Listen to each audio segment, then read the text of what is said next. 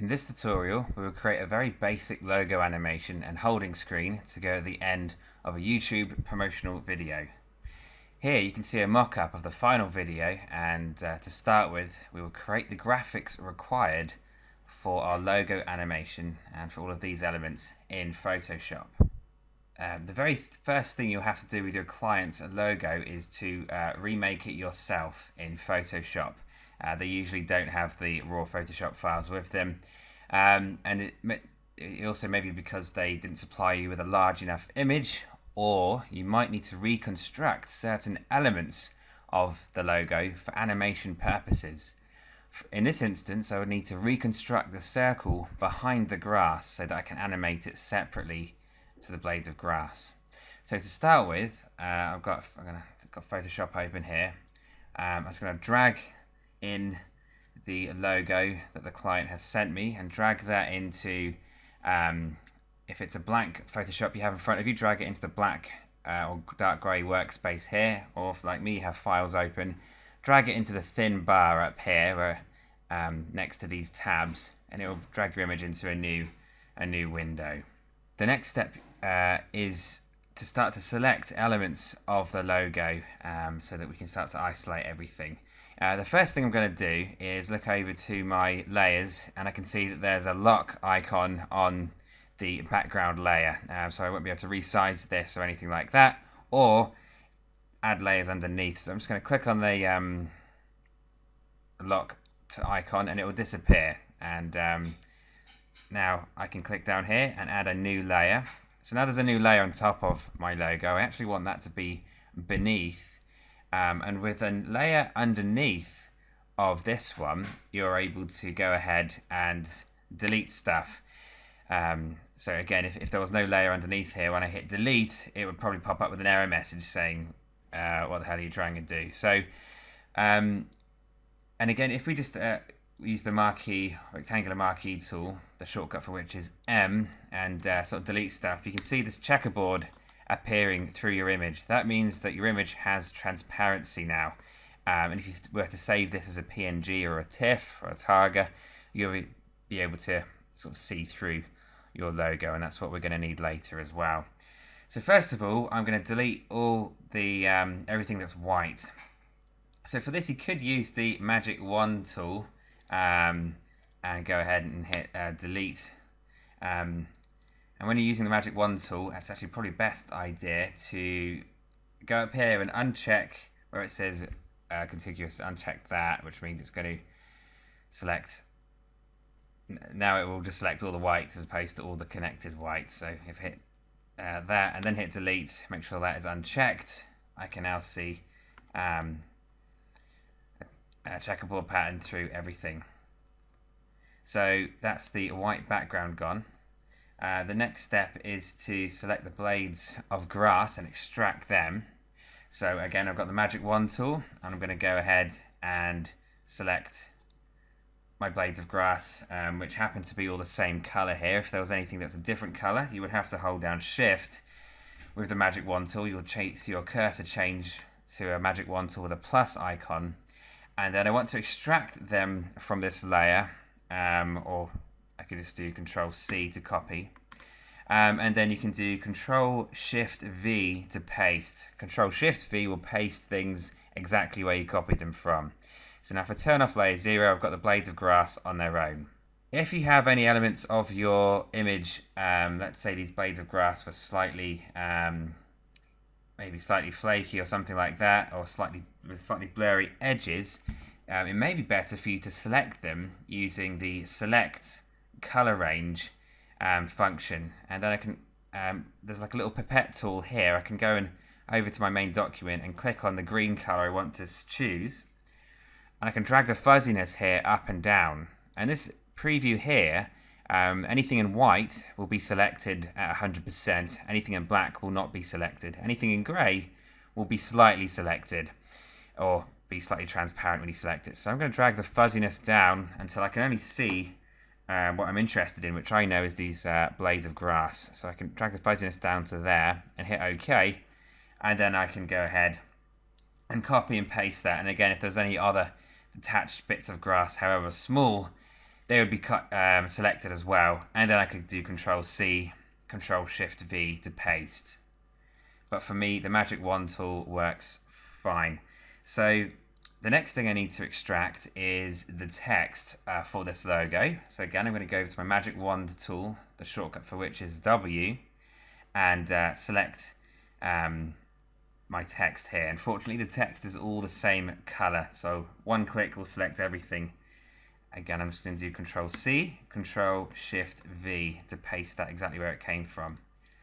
Now all we need to worry about is this circle, and unfortunately, most of it's covered up by the blades of grass, so we're going to have to reconstruct that.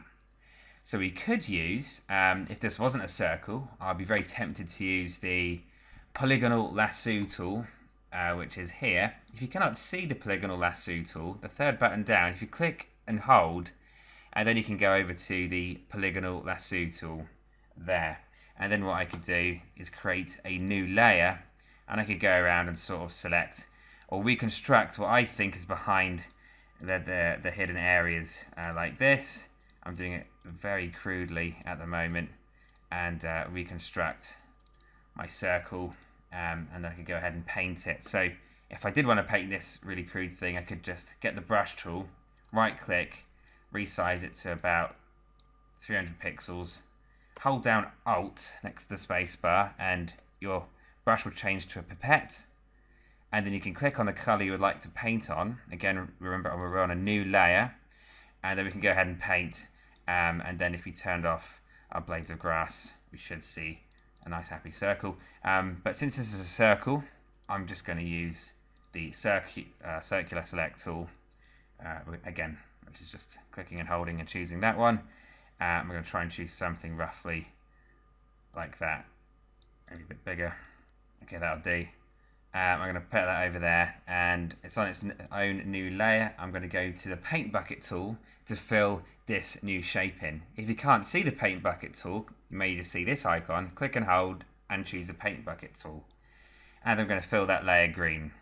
Obviously I made it too big, so I'm going to resize that layer. To resize anything in Photoshop, you just have to have the correct layer selected and hit Control T for transform. And then you can hold down Shift to resize. If you don't hold down Shift, things will go askew.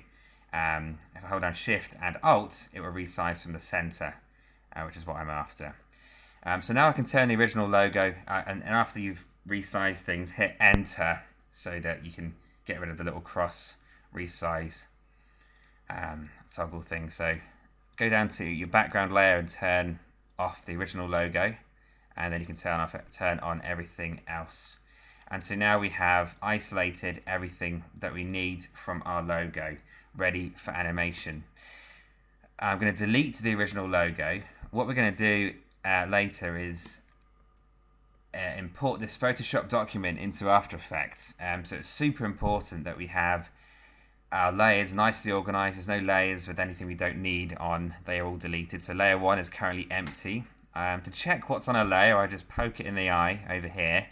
If these thumbnails aren't big enough. So layer 1 has nothing on. I can delete that. We also need to rename our layers so that everything makes more sense in After Effects. This is really important. So this is going to be green circle. This is going to be logo text. We also need to separate our logo text because it's made of 2 words. So I'm going to do logo text green, and I just need to go and split. If your logo has 2 different words and you want them to animate separately, click on the layer with the text, use the rectangular marquee tool, drag a selection box over it, and hit Control X. Control X will cut, and then you can do Control Shift V to paste. Obviously that's the green one, so this will be logo text green, and then this one's going to be logo text. Okay, initiative. I have no idea what the green initiative is. I just made it up. Some kind of weird cult or something. I'm going to now crop down this document to its smallest possible size. So again, it makes things easier in After Effects. So I've cropped that all down like that. If you have any problems importing from Photoshop to After Effects for whatever reason, maybe you've got some, well, whatever problem you might have, you can always go ahead and save each of these layers out individually as a PNG file from Photoshop. You have to make sure you can see this checkerboard pattern behind your logo, which means there's transparency. So you could go File, Save As, PNG, and then you'll be fine. And obviously you'll have to save 4 different PNGs there, which is just going to take way too long. So I'm now going to save this document into a useful place. So that's File, Save As. I'm just going to save it into a nice source folder. So that's fine with me, and save it as a Photoshop file, which it will be by default, and just hit OK on any window that pops up. We're now going to create the other elements that we need in After Effects, but we need to be created through Photoshop. You can create shapes in After Effects, but it's hard to add gradients and stuff to shapes. It was easy to do it in Photoshop at least. So we need to create a new Photoshop document that is going to be the size of the video. Our video will be HD 1080, so I'll do File, New, and we can just see the width and the height here. Make sure it says pixels. Don't ever forget to change it from centimeters. If you do 1920 by 1080 centimeters, your computer will probably crash. Make sure it says pixels in both of these drop downs and type in 1920 by 1080, which is obviously HD 1080. Go ahead and obviously resolution at least 72. Go ahead and hit OK on that.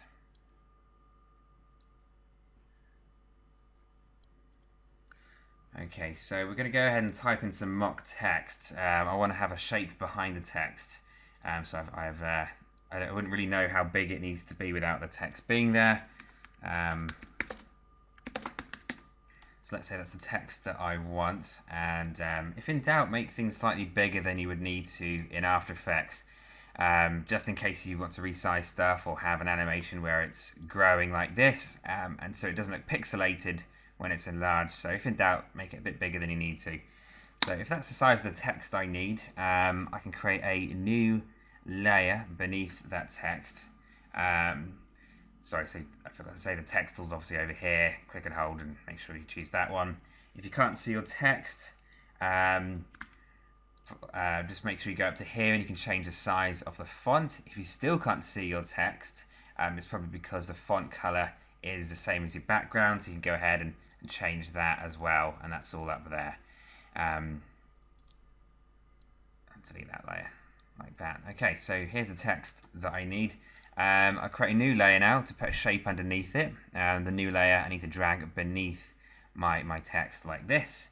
And I've got the marquee, rectangular marquee tool, and I'll drag a shape beneath the text like this. And then I'll go ahead and I'm going to paint that some kind of a grey colour like this for now, and that'll be fine. And then I'm going to go ahead and chisel off the edge. A lot of graphics these days seem to have chiseled edges on stuff. I have no idea why, but it just makes it look futuristic. Okay, so if that's what you want there, that's fine. I now want to add a nice gradient to this boring grey shape. Gradients are starting to get a bit dated, but yeah, I like them. So I want a slightly lighter colour now to pop up in here. So if I go over to my colours over here, I'll choose maybe just off-white. I'm then going to choose a really big brush size, perhaps 1,500 pixels. You can type in 1,500 in there if you want. Hit OK. And then you can zoom out. In Photoshop, to zoom out, it's Alt and scroll. And then you can just paint out. Don't paint directly in there. You can just paint outside of it, and perhaps one side is going to be a bit lighter than the other. And that should look quite nice. And then in After Effects, we can go ahead and change the hue of that to whatever we like. So, but I can leave it grey for now, and we can decide what colour to make it later on. I may want to have a drop shadow on this as well. Again, drop shadows may start to be getting dated, but I still like them. So if you want to add a drop shadow to a shape, in Photoshop, you double click on the layer, not the thumbnail, not the actual text, because that renames it, which is actually probably a good idea. I'm going to call it text shape background. Okay, if you double click on anything that isn't the word or the thumbnail like this, you can bring up the layer style. So just double clicked over there on the layer. You can then go to drop shadow, and the default for me is actually fine. You can make the distance bigger and stuff, but the default for me is fine. I don't want it to be too wacky. Go ahead and hit OK, and now you can see this layer has all this stuff underneath it, and so you can turn these effects on and off. It is live, it's interactive, and I may be worried about how these would work in After Effects, or things might get a bit messy. So if I'm happy with that shadow and I want to keep it on there, this applies to any layer style. You can just do this. You can go and let's say you want to keep that drop shadow baked onto that layer, without any of this history being there. You can just make a new layer, hold down, I'll just drag it underneath so I don't lose the name, and then you can just hold down Shift, select both layers, right click and merge layers, and all that text underneath is now gone, and that shadow is baked in. Also with transparency I will add as well. Okay, there's also some nice wavy lines back here that we can go ahead and animate in After Effects to be going in the background, just to bring it to life a bit. So to create them ourselves, I create another new layer, which is going to be called wobbly shape. Okay, and then I'm going to go and drag a rectangle across the entire length of my canvas, and I'm pretty sure I want it to be green. So again, I'm going to go and choose a green color. If you want to drag in your logo, let's say if you wanted to use some of the colors from your logo, you can just drag that in from a folder. I've got another screen with my source folder on. I just drag that straight into my working document here, and I've got that logo up there now. I can delete it later on. It means I can go over to my, if I have something selected, I can go over to my brush tool and making sure I'm the correct layer. I can just hold down Alt and when you hold down Alt in the brush tool, it changes to a pipette, which will let you sample any color that is over there. So I'm just going to hold down Alt and I'm clicking on the light green color, and I'll paint that in there. I'm going to turn that off. I now need to make this like a nice wobbly wavy shape. To do that, I'm going to go to Edit, Transform, Warp, and see these little dots all around the edges and these points here as well. You can move these to change the shape of an object. Now if I move that one at the top, I am going to have to move that one there and that one there before I can move the bottom. And so I'm just going to pinch the side of this up slightly and pinch that one up there a bit as well. So if I just put all those up there, maybe a bit smaller, there you go. Okay, and that's the kind of the shape I'm looking for, something like that, something nice and wavy. I want to duplicate that, right click, duplicate layer.